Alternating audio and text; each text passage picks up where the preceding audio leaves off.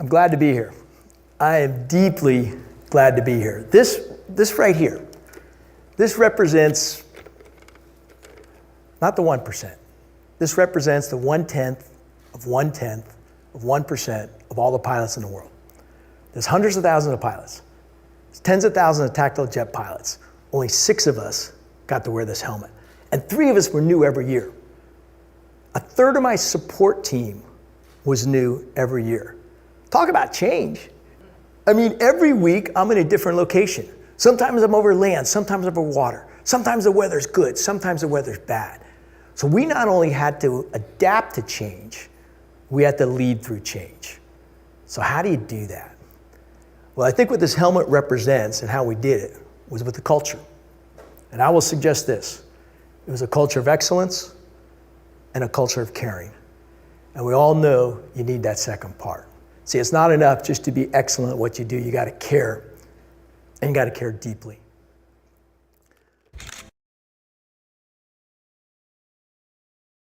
So I get a question a lot, and I'm curious, when you think of the Blue Angels, what comes to mind? What's the first word that comes to mind? I get words like precision, excellence, teamwork. But what usually gets shouted out first is awe. It's just amazing. So how do you create awe? You ever think about that? How do you create awe in your life? Well, we did it on the Blue Angels. We did it every single day. But how do you transfer that back into what you do every single day? And I think it starts with a glad to be here mindset. To me, that is the essence of how do you create awe. I think back to my first flight. So I just got selected for the Blues. And the boss walked up to me that day and he goes, "Hey, Gucci, you want to go flying today?" So Gucci's my call sign. Let me give you a first clue. You don't get to pick it. And if you like it, it doesn't stick, okay? But I never forget that feeling when I strapped into that cockpit and I wore this helmet for the first time. It was in front of an air show, so the electricity was in the air. And then we lowered the canopies. And as the canopy came down, like a vacuum, you focus.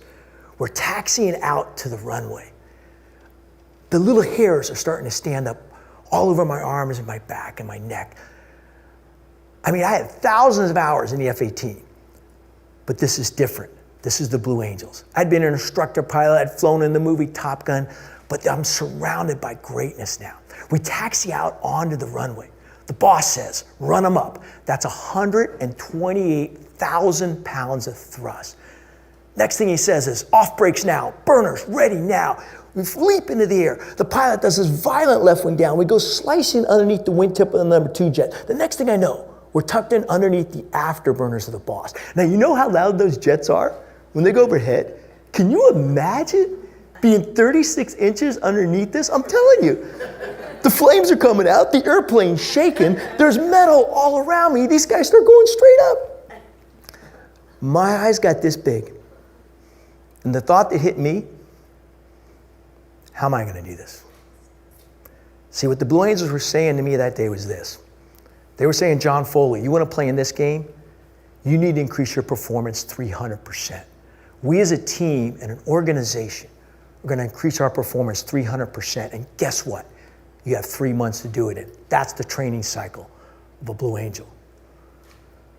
Now, having been put through that process and mindset that I call glad to be here, it's possible to transfer that. I think I get a question too a lot, but what do you remember most? What do you remember most about being Blue Angel? Is it flying here in San Francisco? I mean, I'm blowing through the Golden Gate Bridge. You know what actually I remember from San Francisco? I remember going down Market Street and seeing how many car alarms I could set off. Do I remember that stuff? Yeah, absolutely. But you know what I really remember? Is the look in the little kids' eyes when we got a chance to go to the crowd line. The privilege to sign an autograph. I'll never forget it, the first chance I got to do that. I mean, I'm pretty exhausted. I just flown a 37-minute air show. I've lost about 6 pounds of sweat, but I'm walking up the crowd line, and this little girl, she's jumping all up and down. And what I saw in her eyes was this look of hopes and dreams. And what hit me that second is it's not about me. See, it's not about John Foley at all. The only reason that little girl truly cared about having my autograph had actually very little to do about me, but everything to do about what this helmet stood for. Everything to do about the blue flight suit. And I remember feeling something in my heart that day. I think we've all felt this. I hope we feel it right now. And that's a deep commitment, an obligation to something that's larger than yourself.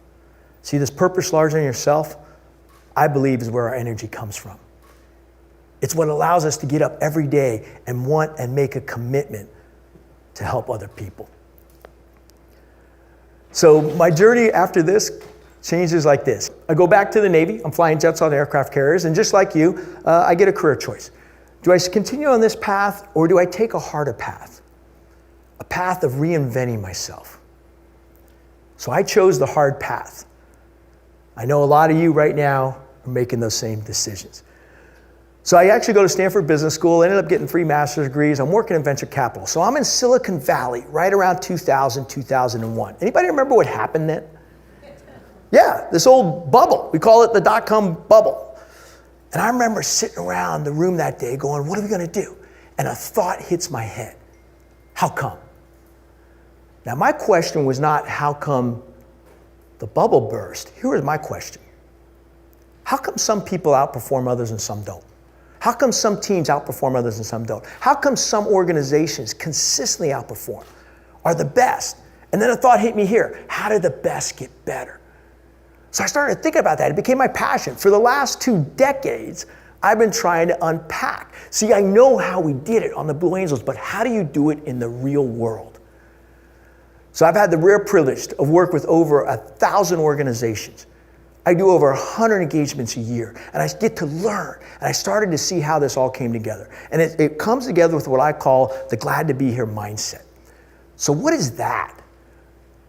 Well, it's a process and a mindset of creating a difference in someone's life. So strategic management theory will teach you this. We all know it. Vision, plan, execute, feedback loop.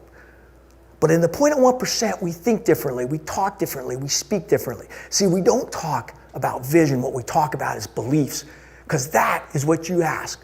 It's what you ask of each other. It's what you ask of your families to believe in you. So how do you get commitment and buy-in to belief? And then the brief here is about preparation and focus. The center point is about alignment. How do you get people aligned? More importantly, how can you get yourself aligned and centered? The execution piece is what I call trust, high trust contracts. And then you have a debrief piece here. And this is absolutely critical. There's a technique to do this. And if you can do it well, it can make all the difference in the world. So what I call is there's 5 dynamics. The first one is you got to create a safe environment. The safe environment is respect for each and every person there. The second thing you got to do is you got to check your ego at the door. Anybody think fighter pilots got big egos? Yeah, you kidding me? But we all have big egos. We had a saying, check your ego at the door. The third one is about openness and honesty. We said lay it on the table. The fourth dynamic is about ownership, accountability. Actually, it's about personal responsibility. See, because when you have personal responsibility, accountability becomes a given. But the fifth and final dynamic is this glad to be here.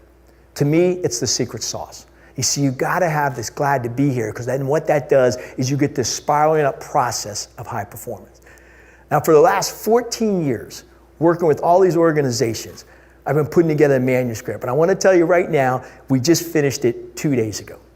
And what it does, it takes you behind the scenes. We don't even know what the title is yet. It's something about going beyond high performance. It's about this fearless success, the process and a mindset of elite teams. But let me take you into one facet right now.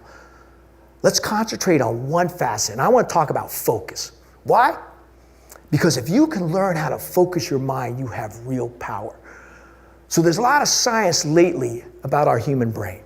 We're learning tremendously about how the brain works. So it turns out, every time I snap my fingers, 65 frames hit your eyeballs. We cannot multitask. The human brain cannot focus on 2 things at one time. But because you get 65 chances a second, you think you're multitasking, you're not.